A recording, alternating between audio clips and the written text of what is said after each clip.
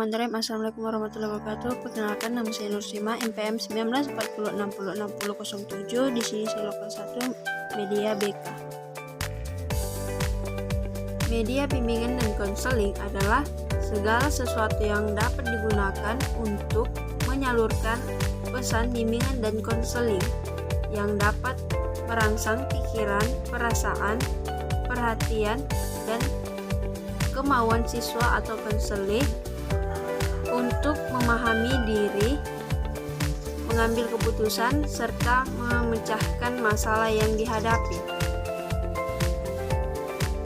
Adapun tujuan dari Media BK adalah untuk meningkatkan kualitas layanan bimbingan dan konseling. Pada umumnya, bimbingan dan konseling yang disampaikan dengan menggunakan media yang akan tahan lama dalam ingatan para peserta didik atau mengendap. Adapun kegunaan dan penggunaan media dalam layanan bimbingan dan konseling adalah memperjelas penyajian pesan atau informasi agar tidak verbalitis, mengatasi keterbatasan ruang, merubah perilaku dari yang tidak diinginkan menjadi sesuai yang diinginkan, dan menyamakan persepsi antara pembimbing dengan individu yang dibimbing. Mengapa harus media bimbingan dan konseling? Karena penggunaan media dalam layanan bimbingan dan konseling adalah memperjelas penyajian pesan atau informasi agar tidak verbalitas, mengatasi keterbatasan ruang, merubah perilaku dari yang tidak diinginkan menjadi sesuai yang diinginkan, dan menyamakan persepsi antara pembimbing dengan individu yang dibimbing. Di dalam Media BK itu terdapat berbagai macam layanan yang saya gunakan, yaitu layanan informasi. Mengapa layanan informasi? Layanan informasi adalah layanan bimbingan dan konseling yang memungkinkan siswa atau konselor menerima dan memahami berbagai informasi seperti informasi pendidikan dan informasi jabatan yang dapat digunakan sebagai bahan pertimbangan dan pengambilan keputusan untuk kepentingan siswa atau konselor.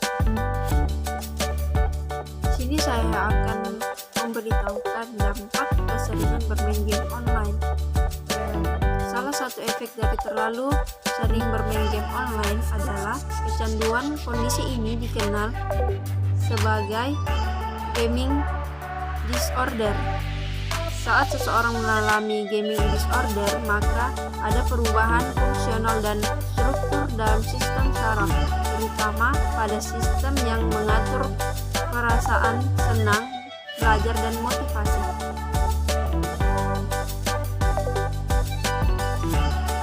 Jadi sih bahaya dari dampak dari bermain game online. Pertama yaitu kecanduan. Banyak studi uji klinis menunjukkan bahwa obsesi yang muncul akibat terlalu banyak menghabiskan waktu bermain game online sama dengan penyalahgunaan alkohol atau narkoba. Selanjutnya yaitu gangguan penglihatan. Terlalu banyak bermain game online juga bisa meningkatkan risiko masalah kesehatan pada organ mata, terutama penurunan penglihatan. Selanjutnya itu obesitas, di mana terlalu banyak bermain game membuat kita malas bergerak. Pasalnya hanya mata dan tenaga saja yang berfokus bekerja saat bermain game, sementara bagian tubuh lainnya diam tidak bergerak.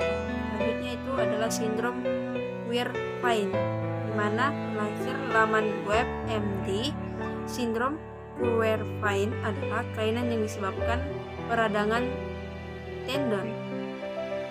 Akibatnya ibu jari hingga pergelangan tangan terasa sakit.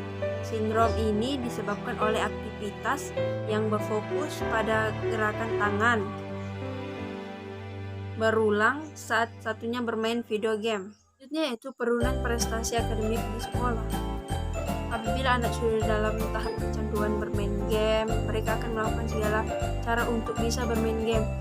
Akibatnya banyak anak yang tidak fokus ketika menyerap pelajaran di kelas, malas belajar hingga berani bolos sekolah.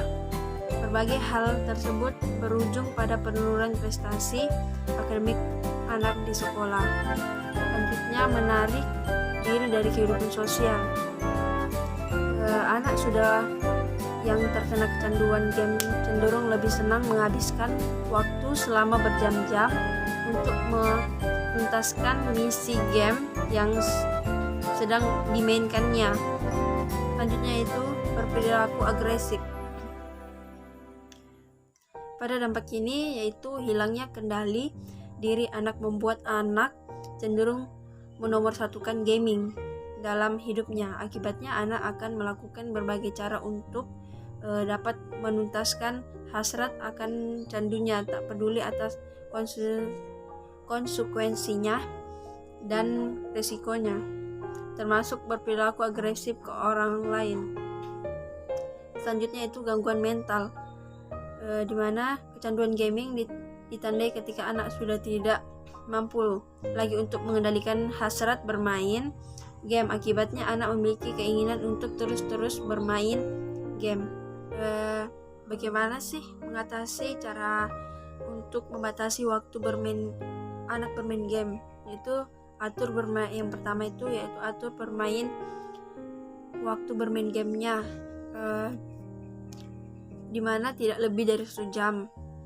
Yang kedua itu jangan terpancing dengan gerakan anak itu seperti rasa ketidakketegaan sebagai orang tua. Yang ketiga itu sterilkan kamar anak dari barang elektronik, seperti kita tuh ketika sudah habis waktunya bermain game, kita mengambil HP-nya untuk simpan dan jangan simpan di dalam kamar.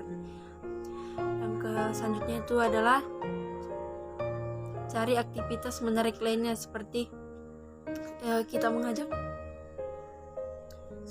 mengajak semua keluarga yang ada di dalam rumah itu berkumpul untuk menonton televisi, atau kita mengajak untuk keluar refreshing, membuat waktu untuk berkumpul dengan keluarga kita. Ingat, kecanduan bermain game itu sangat berbahaya bagi diri kita. Anda adalah generasi bangsa, dan jika bukan kamu yang mengubahnya, siapa lagi? Dan yang dapat saya sampaikan, wabillahi taufiq.